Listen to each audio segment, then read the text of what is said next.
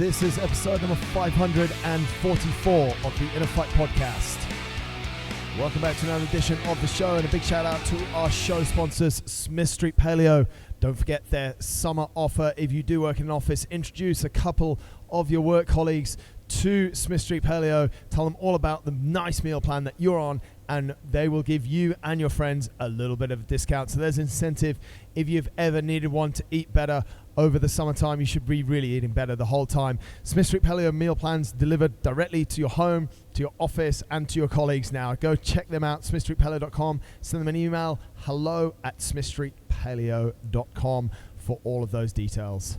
Welcome back to another show, folks. This week, it's all about your questions, listener Q&A, and a few news updates. What's going on here at InnerFight, things that you might want to get involved in, things that maybe you missed. No, you haven't missed anything, but things that you might want to get involved in up in the coming few weeks, and what's really going on here, as well as a load of questions. Actually, I've put together a load of questions that I've been getting over the last couple of months on my Instagram. I do an Instagram Q&A pretty much on a weekly basis, and I've picked out some really good ones here that hopefully will help you guys a lot. So this show going out on the 18th of July. The next Celebrate Fitness, which is our Celebrate Fitness 10, is on the 26th of July. Those of you that are here will definitely want to get involved in that. Not this weekend, but the following weekend coming. And that's a super interesting, super fun workout. It lasts about 2 hours down here at InnerFight. We mix up the teams. You have a coach in a team, and then 2 or 3 members, maybe members of staff as well. And we're looking forward to a really interesting morning there. Starts at 9 o'clock on Friday the 26th. Open to members, families, and members' friends as well. Talking about days that we had open, the couplet chaos that we had a few weeks ago was actually a huge success. Already a lot of people looking forward to that for next year, where we work out with a partner, friend, wife, husband. It was actually didn't see too much bloodshed that day. No one really arguing too much. It was a great day, the couplet chaos, the last event that we had. The Celebrate Fitness is similar to that. We just have 4 in a team. Also going to be a whole load of fun. As you guys will have heard on show 530, 3 new coaches, and we've added to that as well. Now Ricardo, Minhal, and Lloyd probably seem like part of the furniture. They've been here a couple of months. Lloyd, I think almost 3 months now, maybe 4. Rob Jones has joined us. He has a special show out as well, and you can go and check out his show to hear all about him, what he's doing over in show 545, which is just coming out on Sunday, just a few days after this show on the 21st. So you can go and check out Rob, hear what he has to offer, and what he'll be doing there with the Run Academy as well is super interesting. But thank you for everyone who is at the gym, who's welcomed those guys, Ricardo, Minhal, Lloyd, and also Rob recently. Very, very kind. Everyone's reached out, and those guys have fitted in super well. So thank you for all the support there.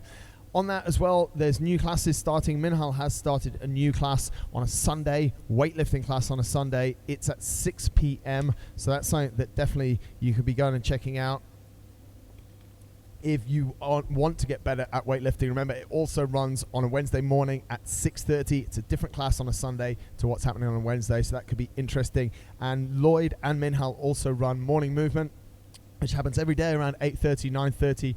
Low intensity, 30 to 40 minutes of just moving around. Very different to what Ben does on a Monday and a Wednesday, which is Ben Fitness, Old Man Fitness, Old Person Fitness, Ben Zone. It's been called a number of different things, which is about 40 to 50 minutes of brutal fitness, but very simple moves, very straightforward, and very hard work as well. For those of you that do come running with us, you'll know that we've moved our Track Tuesday location to a new location. We're now at DAA, which is Dubai American Academy, one of the best schools that I've finished my marathons in. Really, really nice setup down there, and we're super enjoying it. We've been there now for 3 weeks, really enjoying it down there. 2 weeks, really enjoying it down there. When this show comes out, it'll definitely be 3 weeks. Super nice facilities, and geez, if I was a kid and going to a school like that, I'd be really over the moon. But everyone's welcome to come down to Track Tuesday. If you're not a member, there'll be a small fee to pay on the day. And if you are a member, it's something that's open to absolutely everyone. Everyone does the same interval set, but everyone runs at his or her own pace. And I can tell you something, everyone gives out an extra little bit of energy when there's more people in the house. So if that is something that you're interested in, please do get down. Track Tuesday happens every Tuesday down at Dubai American Academy. Starts at 5:59. It's actually supposed to be 6:30, but we get it started 5:59. Nice warm up, and then we are straight into things. And just adjusting my mic here a little bit to make it a bit more easy. And it is a super good hour session. So if you want to join us, go and check out InnerFight Endurance. All the details are over there, but it kicks off at 5:59 on a Tuesday down at Dubai American Academy. Other things in the news: Boz is going to the games. As you guys know, she has been preparing for that for quite a while now, and she heads off to the games.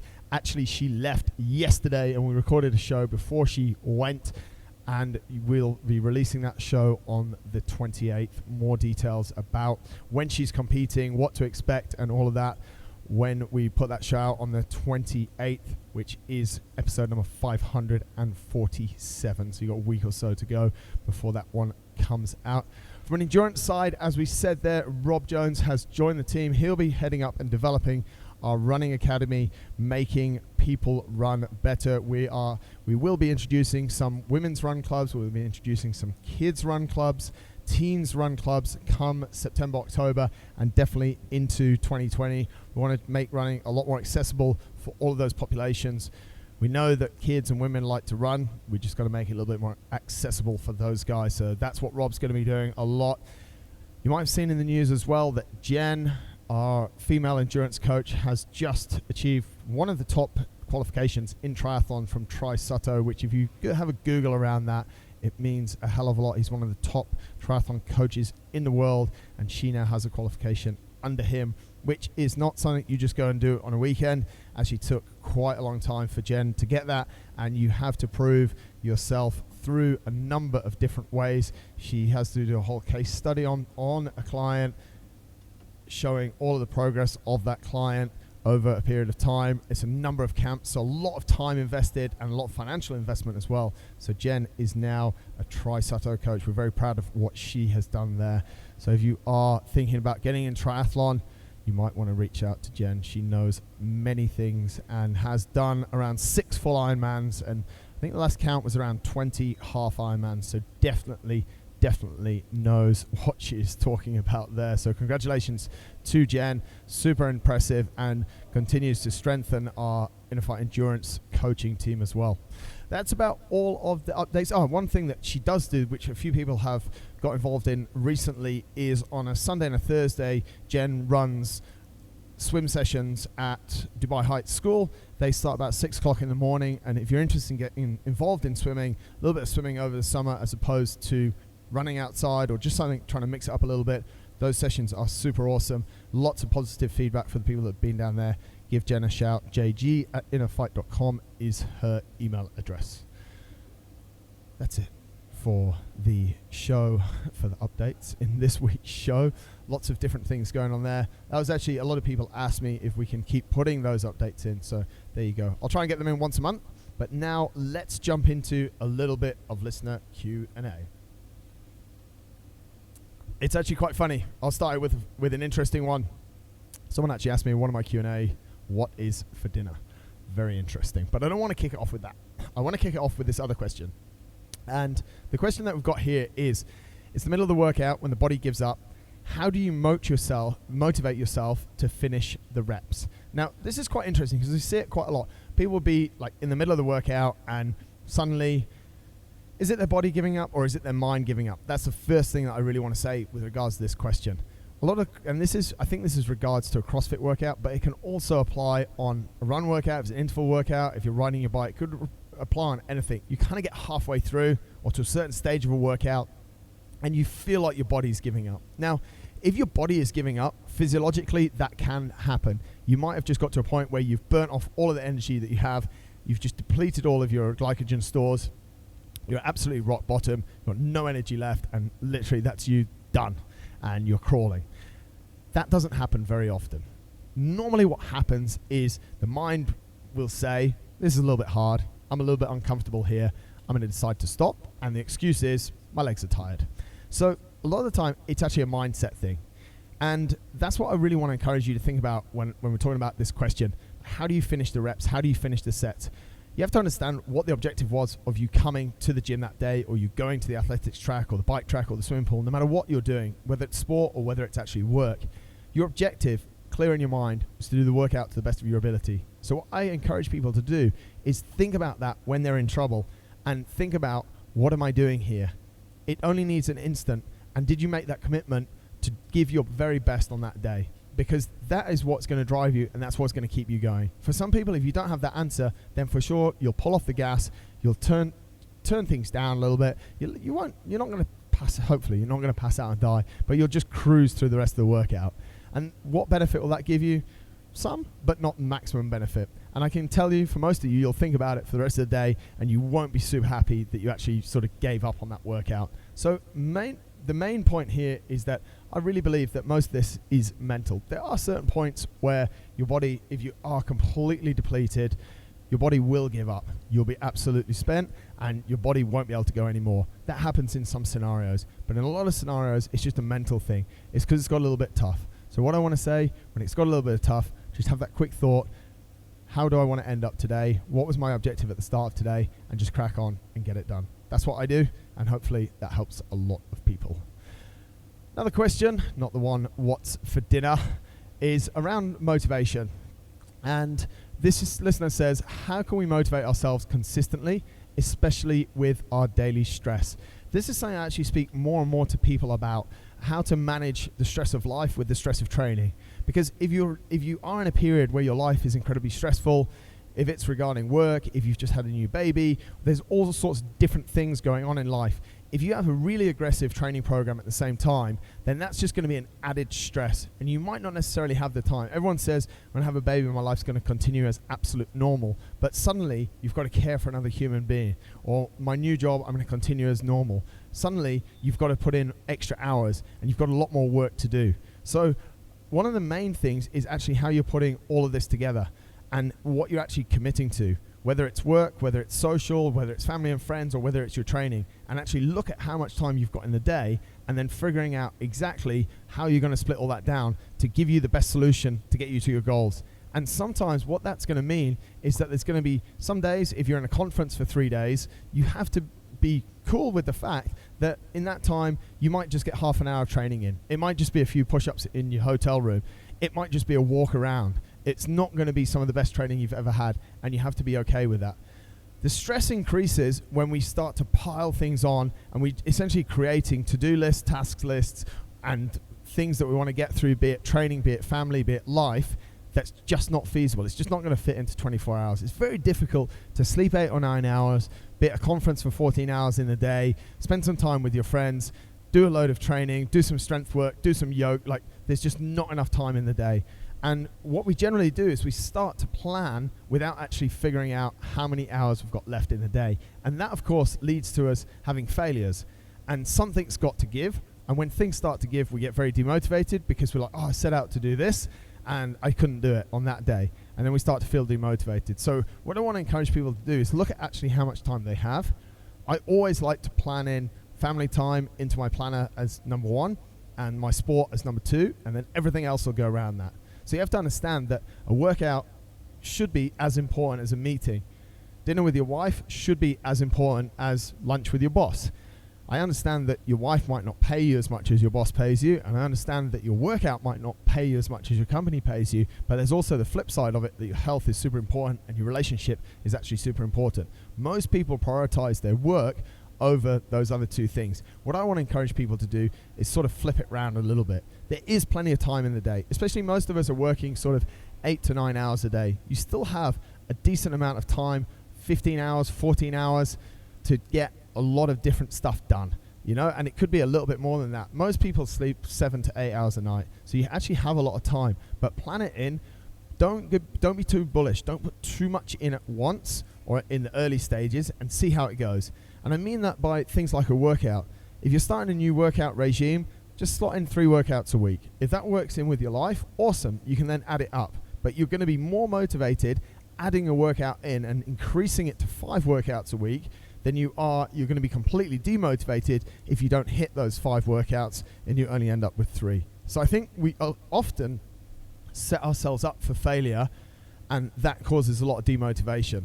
hopefully that answers that question. How can we motivate ourselves consistently, especially with our daily stress?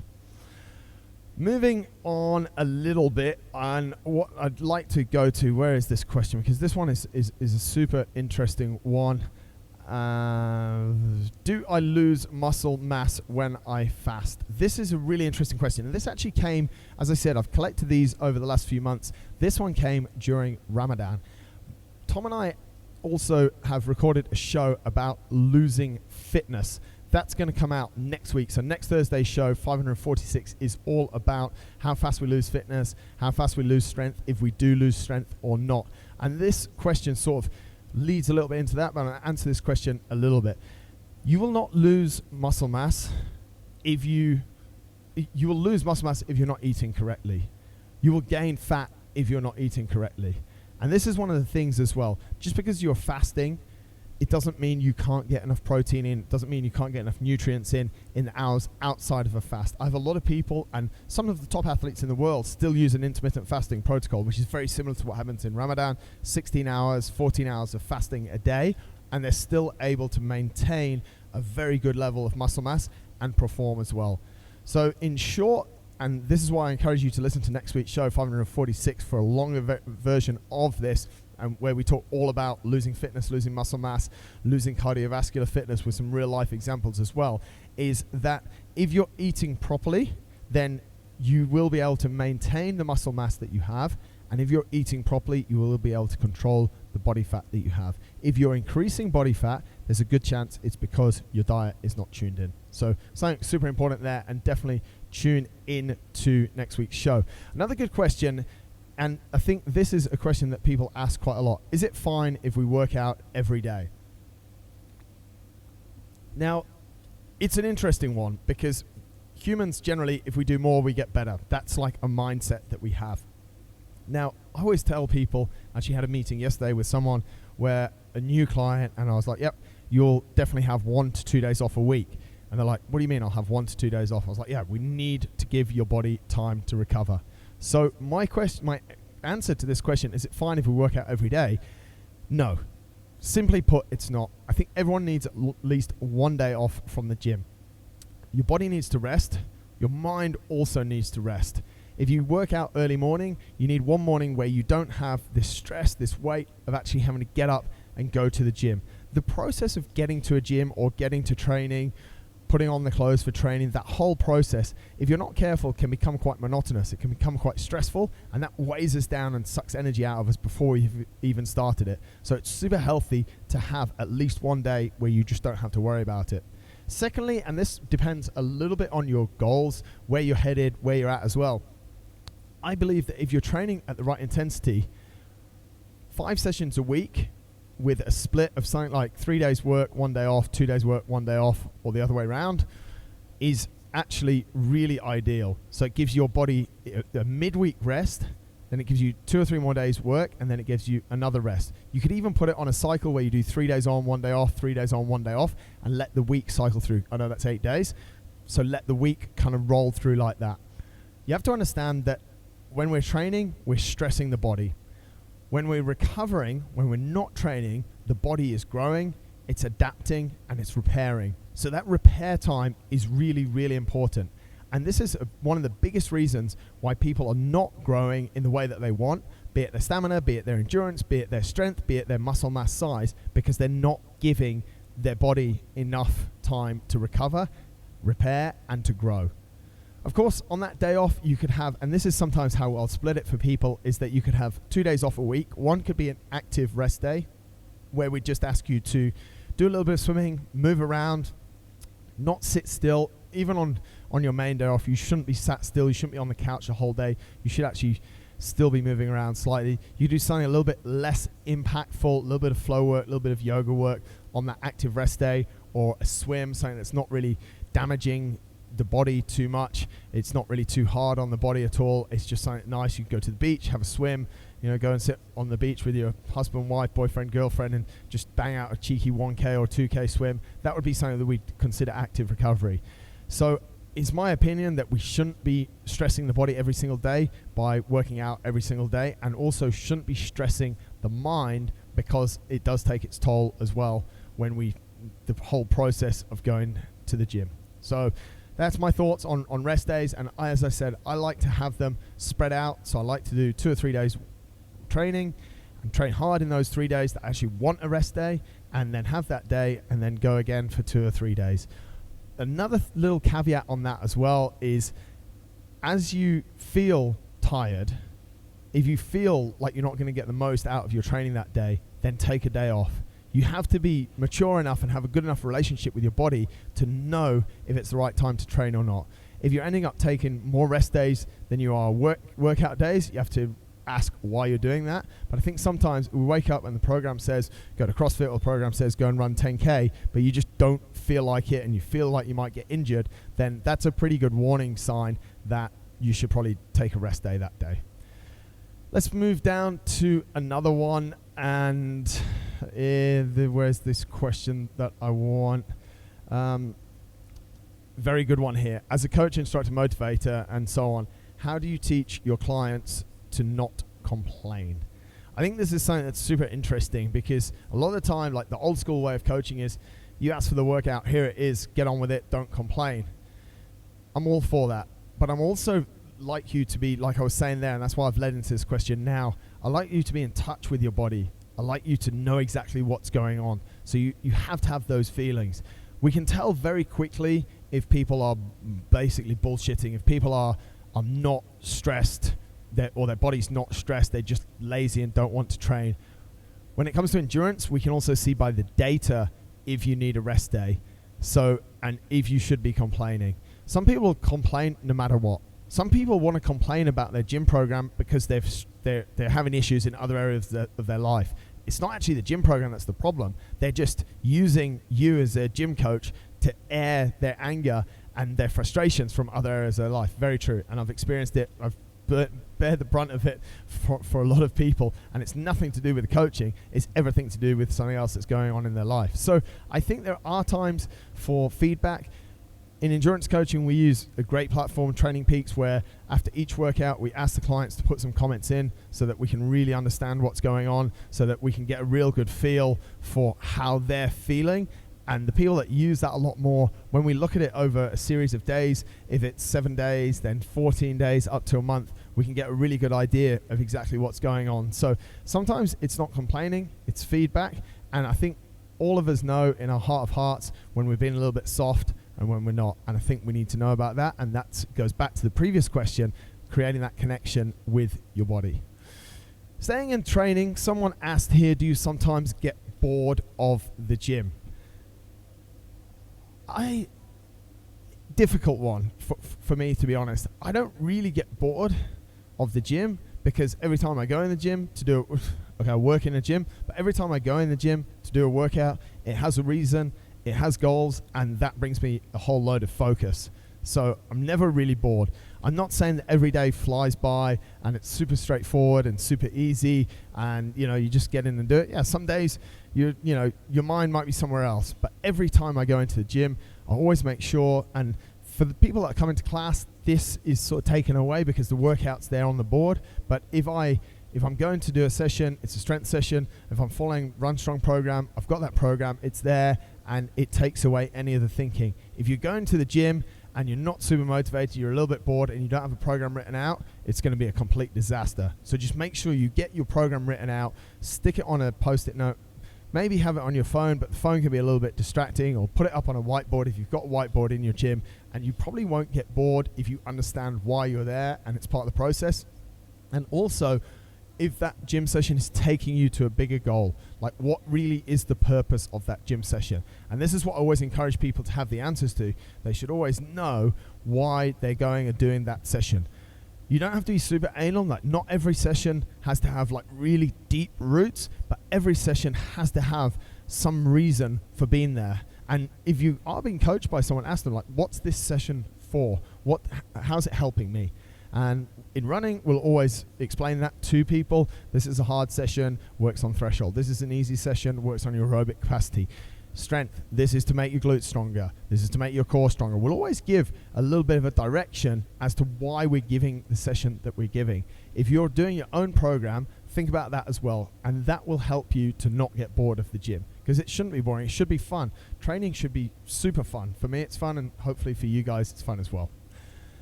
Let's carry on down this list. This was a good question that I pulled out. What's the one thing you love and hate about CrossFit? And this was from a really old Q&A, but I thought it was something that's interesting, and I think you guys should enjoy thinking about it, and hopefully you enjoy my answer as well. The one thing that I love about CrossFit is that it's got so many people into a sport, and it is a sport. It's a sport, it's a hobby that brings great community. It constantly challenges them. It puts them in a nice environment where they can get better, and by getting better in that environment, they get better in all areas of life. That's the one thing that I love about it. The concept of CrossFit is super cool. I think the thing that I hate about it is when people become, and this is with any sport, I think when you pigeonhole yourself, when you become too narrow-minded, when you think that this is the only way, then you're kind of losing. You know, there are many ways. There are many ways to get better at CrossFit. So if you do CrossFit, it's awesome, but it's not the only way. You can also continue to learn. We continue to learn the whole time. Sometimes when we have CrossFit athletes that we work with that want to get stronger, we actually use more traditional bodybuilding protocols to help them get stronger. When we want to make them fitter in endurance, we use some quite old school endurance models to help them get stronger at endurance, or build a better endurance base. So one of the biggest things that I've seen in CrossFit is when people get really into CrossFit, it's CrossFit, CrossFit, CrossFit, CrossFit, and everything else sucks. And I don't think that's right. I don't think that's right for anything. CrossFit for me is an amazing fitness model. It's a lifestyle. It's built on a great community. It's a great workout. It gives the gyms the ability to be quite flexible based on their clients' needs, wants, and desires, to program workouts that work super well for their community, which is quite flexible to say it's partially a franchise model. And I think those things are just amazing things about CrossFit. It's saved a lot of people's lives. A lot of people don't like going to gyms where there's loads of mirrors, there's hundreds of treadmills, and people just, in front of mirrors doing bicep curls and all this kind of junk. They want to go to somewhere that is a little bit different, and CrossFit has provided that. So I think that's what is awesome about CrossFit. And yeah, just there are other things out there in the world. An old school question, and I'm going to include this one. I think in my time in the fitness industry, doing radio shows, I think this is when we started way back on Dubai Eye in 2008, 2009, doing Get Fit Radio. This question must be one of the most asked questions there is. That's why I've stuck it in today. Hopefully it's useful for you guys. And that question is, I'm trying to lose my belly. Any advice on exercises to do? Tough one. Really tough one. The reason why you have a big belly is because you eat too much bad things. That is really the bottom line here. Everyone, lots of people, not everyone, but lots of people would love to have a six-pack, want a six-pack, but they're not willing to make what is generally some sacrifices. They're not willing to change their eating way, their mindset, and their approach towards eating. And this is something that's super important. If you're not willing to change that, it's nothing about the exercises. Of course, exercise is a super important part of it. You can do more things. You can focus a lot more on exercises around your core, but that's not on its own going to shed the fat, and it's not going to keep it off if you keep eating. So the number one asked question is probably the simplest question to answer. Be careful what you eat. Make sure you eat correctly. Change your food, and you'll start to see your belly disappear. The fat on your belly will still be there. The skin will still be there, but the fat will be gone. You can, of course, incorporate a lot of exercises into it as well, and that will help. Ab work is super important, as is a lot of cardio work to help to get that fat off in the first place. That will help you as well. We have seen a lot of people go from having quite decent sized bellies, fix their food, do CrossFit 5 times a week, and a little bit later on in the piece, 3 to 5 months later, they show very good signs of a lovely six-pack. So there's a bit of inspiration for you on a few different ideas. Moving down the list, and I love this one because this is all about convenience as well. I believe this is where this question is coming from, and I believe a lot of fitness should be related to convenience. Are kettlebell and body weight exercises enough for running strength training? I want to widen that out. That's why I've improved. I'll say that again. That's why I've included this one. Yes, they're good enough for running strength training. Actually, the Run Strong program, which you can get over at www.innerfight.com/runstrong, actually mainly uses body weight and kettlebells for that program, and we're making runners stronger to run faster for longer. So yep, they're super good for that. But I want to encourage you guys, don't look past like kettlebells, light dumbbells, and body weight movements just to build strength. Like, you can build insane amount of strength through the push-up, through variations of the push-up for upper body strength. You can build insane amount of strength through lunging, through variation of the squat, which the lunge is a variation of the squat. So if you are thinking about a home gym or a little bit of space in your home, I know it's not super inspiring when it doesn't have a Concept 2 in there and it doesn't have, you know, a rack of dumbbells in there, but you don't really need a lot. And we also, this is where really this point comes from, we need to be moving our bodies efficiently on their own, without load and without complexity. If we're unable to do that, then when we start to add load and we start to add complexity, what we bring in is the risk of injury or the risk of developing the body in a poor way. We'll see overcompensation. We might see a hip level change a little bit. We might see one side of the body compensate for the other side of the body strength-wise, and that's when we see a load of problems. So I would strongly advise, and we do it here even through our fundamentals classes. Generally, people will start with a PVC pipe. Once they're safe, once they can achieve full range of motion, we'll increase that weight. But we'll also always want people to move in full range of motion, and that is done first with no load, or the load of just their body weight, before we start to increase it. So that's something really interesting to think about, I think, and I want to encourage you to move your body a lot more than I'll say that again. Encourage you to move your body a lot more just on its own before adding weight all the time. Here's a good one. Imagine you have no heart rate variability, no heart rate monitor, etc. How do you track your recovery? All analog by feel, ? Any of you guys who have been following what I do for a while will know that actually I use an app called HRV for training. Every single morning, strap a heart rate monitor on, and I get a reading of my heart rate variability and my heart rate. 2 different readings, one for the central nervous system, the other one just your heart rate, so recovery rate. Very, very important data. However, in that app, there is then a number of questions. There's a list of questions which I have to answer every single morning. And to me, those questions actually, as if not more important, a measure of my recovery and how I'm actually feeling about myself, about life, about my training, about my motivation, than those 2 numbers from HRV for training, HRV and HR. That, Holly calls it the survey. What it asks you in HRV for training is, how was your sleep last night? And it goes from like sleep quality poor to sleep quality amazing. It's quite funny because you get all these wearables these days, and you'll have it on your wrist and or even on the Ring, the Fitbit, and all this kind of stuff, and they're great for tracking the number of steps. But if you haven't slept well, you know you haven't slept well. You don't need a tracker to tell you that you haven't slept well, right? So you sort of wake up and you can rate your sleep quality. Was it a good night? And I have a system, I've drilled it down a little bit, that if I sleep through the night, it's a really good night's sleep. Like, it's the best sleep because I've slept through the night. If I wake up to go to the toilet once, it comes down a notch. Twice, it comes down a notch. If I'm tossing and turning or just having nightmares or stuff like that, then it's right down at the bottom because it's poor quality of sleep because I've been awake a lot. So that's the first question it asked me. It then asked me how much I've actually slept. So what time I went to bed, what time I woke up. And all of this, guys, it literally takes, the heart rate test takes 2 minutes. So just lay on the couch for 2 minutes, heart rate belt on, and then the questions take 30 seconds. I'm talking through it, so it obviously makes it sound like it's lasts for a lot longer, but it doesn't really last that long. It doesn't take that much time at all. What time did you go to bed? What time do you wake up? So I'm always conscious of how many hours, and then it'll give you the number of hours you've slept. I'm always conscious of how many hours I've been asleep a night. So, and I can track it over time as well, because that's a numeric number that sits within the app and also gets pushed to Training Peaks. It will then ask me how my mental energy is that morning.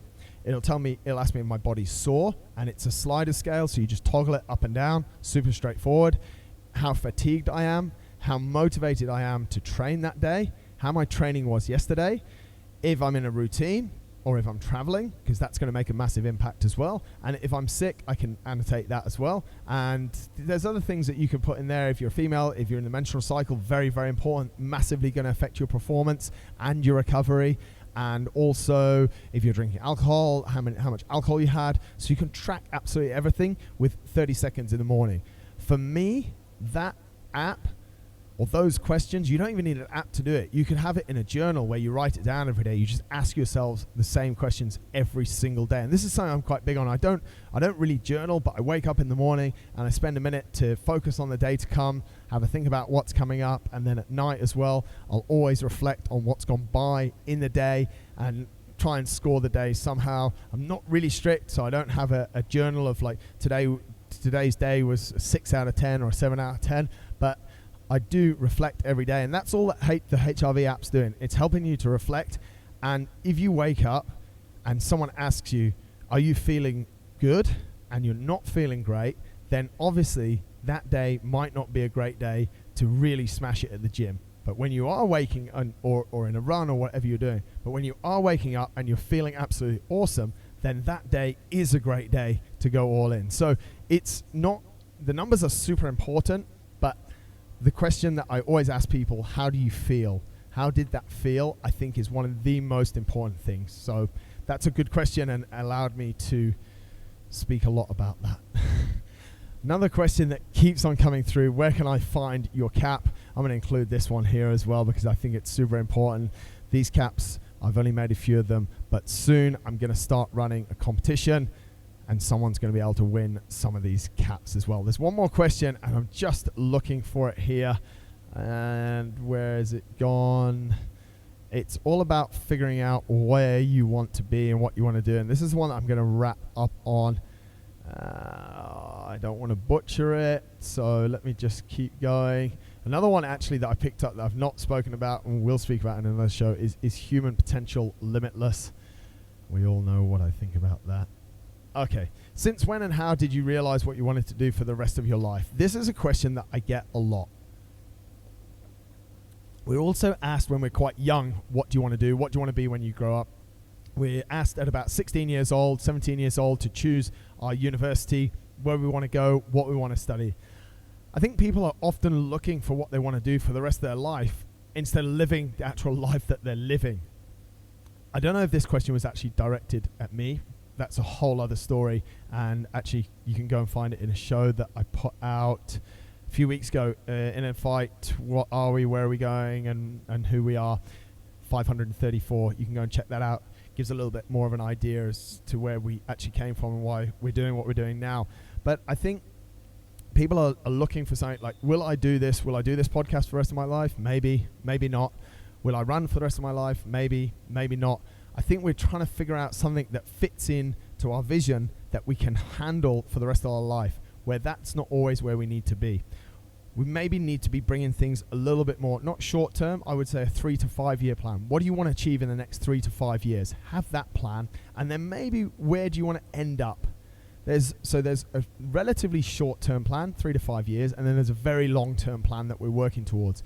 I think if you'd have asked me, now I'm 40 years old, if you'd have asked me at 25, if I'd be sat here recording this podcast number 544, a listener Q&A, talking about this, when I was 40, I'd be like, I'm not too sure. But I knew what was happening in the coming 3 to 5 years. And that coming 3 to 5 years can always be rolling as well. So when it gets to 2020, we sort of say, okay, at where are we going to be at in 2023? And then when it gets to 2021, where are we going to be at 2024? And we just keep on rolling things forward. Those of you that followed my stuff for a while would also know, like, I don't have a massive bucket list for challenges that I want to do as well. But if something comes around, you have to be ready to hop at that opportunity, which is a little bit against maybe my OCD personality, in that most stuff is sort of planned out in advance, in that I am a little bit flexible, that will say, okay, the market's changing a little bit.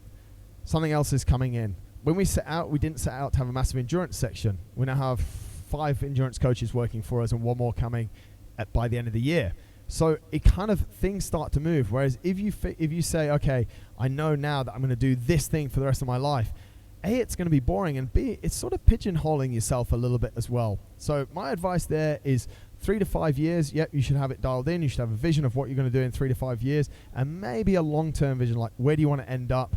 What do you want to be doing when you're sort of 60? Do you want to be retired when you're 50? Because all those things are quite important, and they're going to decide a little bit what you do in that short-term plan as well. There you have it. That's 40 minutes of news updates, listener Q&A, things that I can share with you guys. Hopefully that show has been interesting. Hopefully it's helped a lot of you as well. As I've referred to, there's a few really good shows coming up that I just encourage you guys to get a hold of. Definitely next week, 546, losing fitness. What is it and how do we measure it? And what should we do about it if we are losing fitness? And as I said at the start, make sure you check out 544, which is the one coming next week on Sunday. On Sunday, 544 with Rob Jones, and then the following Sunday for Boz, all at the games. That has been show number 544. Thanks a lot for tuning in. Thank you, as always, for your questions. Have an awesome day.